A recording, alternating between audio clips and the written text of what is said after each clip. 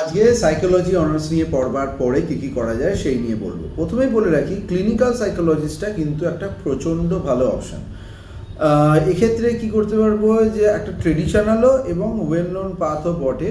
এবং clinical psychologist কী করতে পারে, ডায়াগনোসিস করতে পারে থ্রেটগুলোকে, মেন্টাল হেলথের যে প্রবলেমগুলো রয়েছে সেগুলো, ডিসঅর্ডারগুলোকে, অ্যাংজাইটি, ডিপ্রেশন, এডিএইচডি, অটিজম, এই সমস্তগুলোর উপরে তিনি কাজ করতে পারেন। কলকাতায় অনেক জায়গাতে নেওয়া হয়, বিভিন্ন জায়গাতে রিক্রুটমেন্ট প্রচণ্ড ভালোভাবে হচ্ছে, মানে বেকার থাকার চান্স প্রায় নেই বললেই চলা যায়। তবে একটু কথাবার্তা ভালো করে বলতে হবে, ইংরেজিটা জানলে আরেকটু সুবিধে, কিন্তু বেশি বই কম নয়। এছাড়া কাউন্সেলিং সাইকোলজি তো অবশ্যই রয়েছে। কাউন্সেলিং সাইকোলজিস্ট হিসেবে আপনি কাউন্সিলর হিসেবে কাজ করতে পারো তোমরা।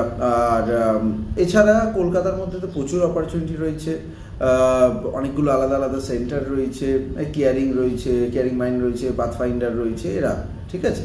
এছাড়া পাথফাইন্ডার মানে কোচিং সেন্টারে পাথফাইন্ডার না, এটা আলাদা পাথফাইন্ডার। কেরিয়ার পাথ 3 যদি বলি, এটা হচ্ছে অর্গানাইজেশনাল ইন্ডাস্ট্রিয়াল সাইকোলজিতে, যেমন কর্পোরেটে কাজ করা যেতে পারে।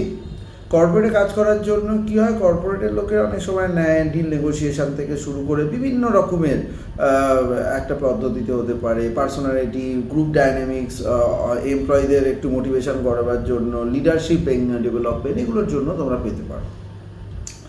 এছাড়া আমি যেটা দেখেছি যে অনেক ক্ষেত্রে কি হয় যে একাডেমি আর টিচিংয়ে যারা আসছে তারা বেশিরভাগটাই কিন্তু মাস্টার ডিগ্রিটা করতে হচ্ছে, পিএইচডির দিকেও যেতে পারো, নাও যেতে পারো, এখানে মাস্টার ডিগ্রিটা অবধি ঠিক আছে। এছাড়া কিছু ইউএক্স রিসার্চার টেকনোলজিতে যাদের একটু কম্পিউটারের প্রতি টুকুর টুকুর করতে বেশি ভালো লাগে তারা সেদিকটাতেও যেতে পারে। তার মানে এনর্মাস ফিল্ড রয়েছে, অনেক কিছু রয়েছে। গভর্নমেন্ট সেক্টর অপরচুনিটি, ওগুলো তো আলাদা তোমাদের জানা আছে, ওগুলোর একই জিনিস বকলাম না। তো এটা ভাববে না যে এই ফিল্ডটা একটু ডেড ফিল্ড, এই ফিল্ড, হ্যাঁ না আর্টসের field. This is one of the biggest and best field. হ্যাঁ, স্ট্যাটিস্টিক্সটা একটু কিন্তু পড়তে হবে এর সাথে।